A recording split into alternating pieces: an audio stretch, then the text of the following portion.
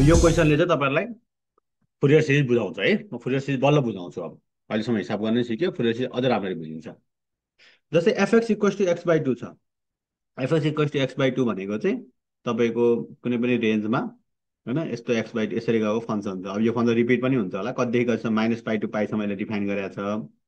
Minus pi two पाईसम्म define गरेको छ। यो माइनस पाई टू पाईसम्म चाहिँ के भयो भने यो फङ्सन चाहिँ अब मानव रिपिट पनि हुन्छ होला, यता गएपछि यता यस्तो रिपिट होला, पेरियोडिक होला होइन। यस्तो गर्न खोजेको, तर हामीले अहिले हेर्ने बेला चाहिँ यहाँदेखि यहाँसम्म मात्रै हेर्छौँ। एक पिरियडमा मात्रै हेरौँ रिप्रेजेन्टेसन गर्दाखेरि होइन। अब यो माइनस पाई टू पाई भन्ने बित्तिकै तपाईँलाई म अर्को कुरा पनि देखाउँछु सँगसँगै होइन। जस्तै हामीले अहिले y equals to x by two गऱ्यौँ होइन।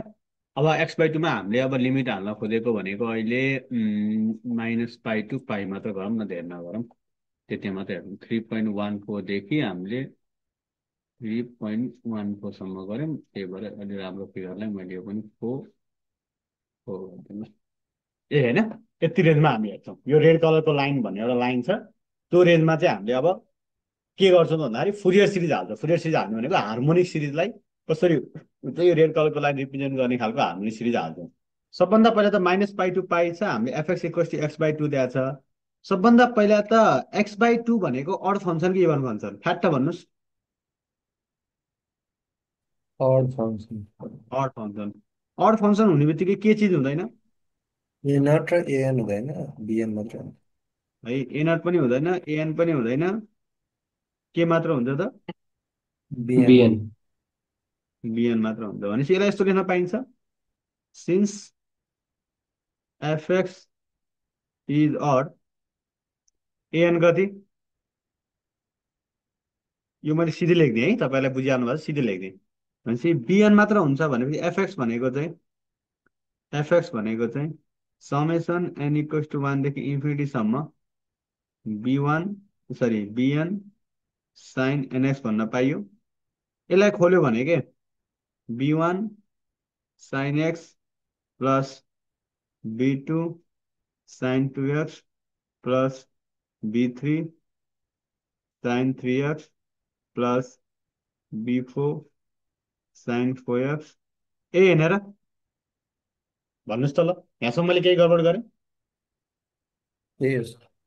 यही हो।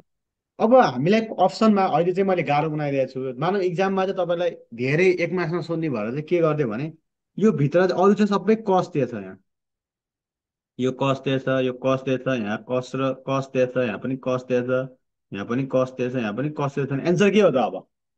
सीधे ए ऑप्शन। हजुर, ए इसको सीधे ऑप्शन है। ए नम्बर साइन एन्सर वाला भयो। में। केही यस। निकालिराख्नु पर्यो? परेन। परेन। परेन। एक मार्क्समा सोध्न मिल्ने क्वेसन हो यस। बकाइदा।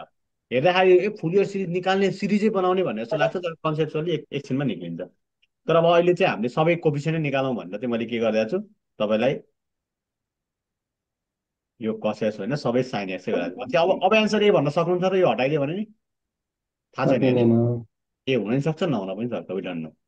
ठिक छ, भनेपछि अब चेक गर्नु पर्यो। अब त्यो पनि एक मासमा सोध्नु हुन्छ फेरि, किनकि चेक गर्न त्यति टाइम लाग्दैन। जस्तै मानौँ तपाईँलाई बिएनको फर्मुला त थाहा छ, बिएन भनेको 1/पाई माइनस पाई टू पाई होइन एफएक्स साइन एनएक्स डिएक्स हो कि होइन। अब बी1 बी2 अझै निकाल्यो भने चाँडै होला। जस्तै हामीले बी1 निकाल्नु पर्यो भने बी1 इक्वल्स टु 1/पाई minus pi two pi FX भनेको एक्स बाई टू भइहाल्यो, X by two sine X DX. यसलाई क्यालकुलेटर हान्न सकिन्छ? वन आउँछ सर। अघि एन हुँदा चाहिँ सकिन्थेन, तर वान मात्र लियो भने सकिन्छ। कति आउँछ यसको एन्सर? वन मात्रै आउँछ। वान आयो। ल अब फेरि बी2 पनि निकाल्नुहोस् क्यालकुलेटर हानेर। Minus one by x by two sine two x d x गर्नुहोस्, क्यालकुलेटर हान्नुहोस्। बी3 पनि निकाल्नुहोस् त्यसरी नै।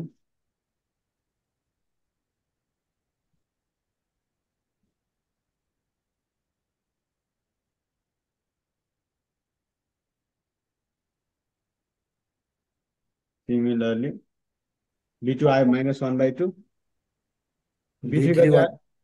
वन बाई थ्री। बी3 1/3 आयो। सिमिलरली B4 आउँछ तपाईँको -1/4 र B5 आउँछ तपाईँको 1/5 1/5।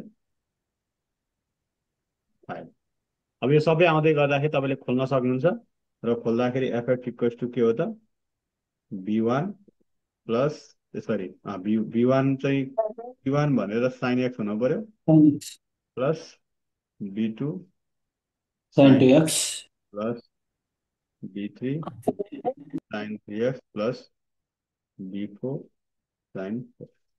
यसलाई लेखौँ। सुरुमा B1 कति छ 1 छ होइन साइन एक्स। B2 कति थियो -1/2 आएको थियो -1/2 साइन 2x प्लस B3 कति आएको थियो 1/3 1/3 sign 3x minus 1/4 sign 4x गर्दै गर्दै अझै जान्छ। क्लियर? अब यहाँ हेर्नुहोस्, अघि हामीले रिप्रेजेन्ट गरेको चिज वास्तवमा हाम्रो अहिलेको जस्तै स्ट्रेट लाइन जस्तो रिप्रेजेन्ट गर्नु पर्यो, तर कर्व जस्तोमा होइन। स्ट्रेट लाइन जस्तो रिप्रेजेन्ट गर्ने तर कर्व जस्तोमा हार्मोनिक सिरिजमा रिप्रेजेन्ट गर्ने हो। त्यो बनायो कि बनाएन एकचोटि हाम्रो अहिलेकै ग्राफबाट हेरौँ। सबभन्दा पहिला त मैले यहीमा अर्को ग्राफ गरेँ। वाइ इक्वल्स टु एउटा मात्र टर्म लिउँ, एउटा मात्र टर्म लिउँ है। एउटा मात्र B1 मात्र टर्म लियो भने वाइ इक्वल्स टु के हुन्छ sine x. yes sir sin x हेर्नुहोस् त रिप्रेजेन्ट गरेको छ नि केही न केही हिसाबले, हो कि होइन? छ होइन म अब थप्छु Y equals to sine X plus अर्को के थियो -1/2 साइन। sin 2x अब हेर्नुहोस् त yeah more represent more represent भयो नि होइन। अब फेरि थपौँ, त्यसपछि के थियो plus plus 3 sin 3x 1/3 sign 3x। 3x अझै रिप्रेजेन्ट गर्यो, कन्भर्ट हुँदैछ हजुर हो -1/4 साइन sin 4x। कन्भर्ट भइरहेछ नि भनेपछि फुरियर सिरिज हाम्रो के छ त हामीले निकालेको डेरिभेसन के छ एकदम ठिक छ होइन। Plus 1/5 sine 5x। कुरो बुझ्यो त फुरियर सिरिज भनेर के रहेछ आखिरमा? त्यही स्ट्रेट लाइनलाई तपाईँले अब केले रिप्रेजेन्ट गर्नुभएको छ? एउटा हार्मोनिक सिरिजले रिप्रेजेन्ट गर्नुभएको छ। साइन र कोसाइनका टर्मले रिप्रेजेन्ट गर्न खोज्नु भएको छ भने that is the Fourier series. Clear everyone?